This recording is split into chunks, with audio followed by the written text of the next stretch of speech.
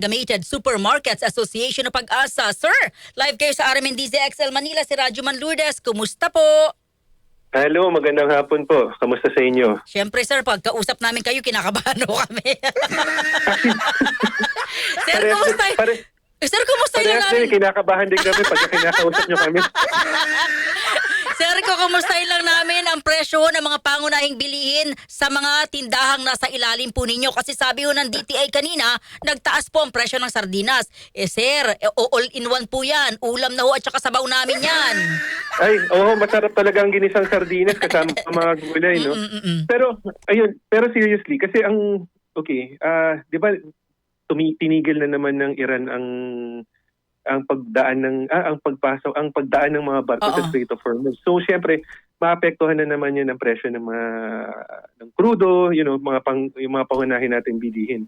Kaya pag nagtataas kasi ng presyo ng mga pamilihin sa merkado, management decision niya kasi ng kanilang kumpanya, sad to say, no. Syempre, may kani-kanila silang strategy, may kani-kanila silang cost, yung gastos nila sa yung operasyon nila. So, doon nagbabase yan. So, kung magkano itataas, hindi natin masasabi. Tatanong din kami sa mga kaibigan natin na mga manufacturers, pero hindi rin sa ngayon, syempre, hindi rin sila magsasabi ng, sige, kung magkano. Pero sir, sa inyo pong mga miyembro, no, sa pag-iikot din po ninyo, may mga price increase ba sa mga pangunahing binibili ho ng masang Filipino, noodles, gatas? Meron, okay. So kasi kami, ang tanggap namin ng presyo namin, so every delivery, ano. So, nag-a-adjust kami whenever, pag meron dumating na delivery sa amin.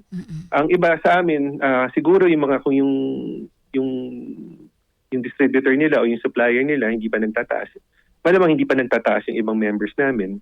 Pero kung halimbawa kami, hindi ko masabi kung nagtaas yung kadi-deliver na sa amin, ano. Pero mag-a-adjust din kami accordingly. I mean, syempre, 'di ba? Kailangan kahit pabarya-barya lang naman din kasi ang kinikita namin sa bawat lata. Pero pwedeng sabihin na may pagtaas at may nagtaas. Yes. Pwede sabihin natin merong nag-adjust. I think mas yun, yes, mas nag-adjust. malapit 'yun. Opo. Oo, may nagbago. Kasi 'di ba last week nagbaba ng presyo ng gasolina, ng crudo.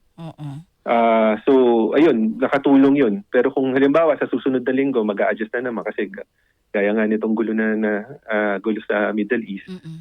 Baka yung mga deliveries next week magtaas din. Wala ho bang ano? Sir, sorry pag yung sinabi ng DTI, eto yung mga products na hindi pwede magtaas, sumusunod ba yung pag-asa doon?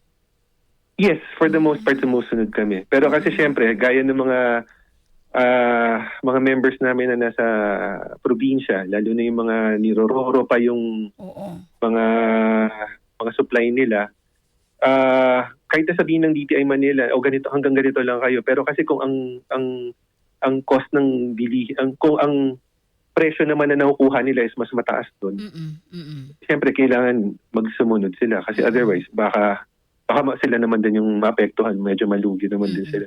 So hindi na pinapaalam ng mga members na Mike, may increase tayo sa ganito ganon kasi medyo mahal yung singil at nakaroro. Wala na basta go na lang po si supermarket. Kasi pag halimbawa so meron mga kaso na pag pinadala sila ng show cause order, ipapakita naman nila, boss DTI, ganito po yung kuha namin galing kay supplier. So, yun naman po yun. But kung sa tanong nyo kung nagsasabi ba sila sa amin or sa akin, hindi. Medyo independent naman po yung mga yung mga members po natin. Pero nababantayan naman ang presyo. Kung may adjustment, hindi naman po ura-urada at hindi malaki. Ay, oo naman po. Ang naman po ng mga members po natin is, siyempre, ayaw din naman nilang mapatrouble, kumbaga, no? Ayaw nila mapatrouble sa mga otoridad o sa mga DTI. Ayaw din naman nila mapatrouble sa mga customer nila. Siyempre, mga suki nila yun. So, nag-a-adjust sila kung kinikilangan mag-adjust. Kung hindi, kung ang alam ko, meron pang iba kaming members na pinapagpaliban pa nila Oo. yung pag-ano. Oo. Para hindi Pero makadagdag sa burden namin, sir, no? Natin. O, para hindi na makadagdag sa pahirap po sa amin. Kaya minsan pinagpapaliban. Opo, meron naman pong ganun. May mga ibang members po tayo na medyo mapagkawang gawa. Oo. Sir, ano ba ang may impact sa sa presyohan? Yung nangyari po sa Iran o sa Senado? No comment, no comment.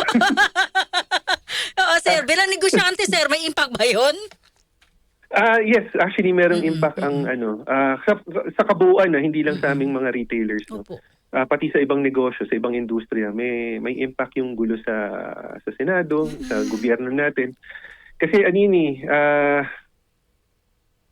ayoko Yes, sir, opo. magtunog masama o ano. Yes, Pero yes, kasi opo. syempre, hindi nagpapakita ng maayos na hindi nagpapakita ng unity kumbaga sa ating tao. Hindi nagpapakita na kaya nating ito nga, may dilubyo na nga tayo nararanasan galing sa Middle East or kung ano man. O halimbawa yung earthquake, yung lindol doon sa Jensan.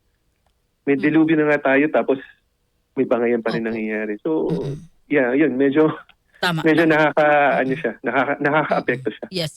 Same po sa kausap namin yung mga negosyante kanina. Yun din po yung kanilang sinabi, no? May impact talaga. Sir Mike, maraming salamat sa oras po ninyo, ha. Mabuhay po kayo. Thank you, sir. Thank you. Maraming salamat din. Maraming salamat. At kayo rin mabuhay. DZXL. Thank you Puso kay Sir ng Mike Metro. Teodoro. Siya po yung Pangulo ng Philippine Amalgamated Supermarkets Association or PAG-ASA.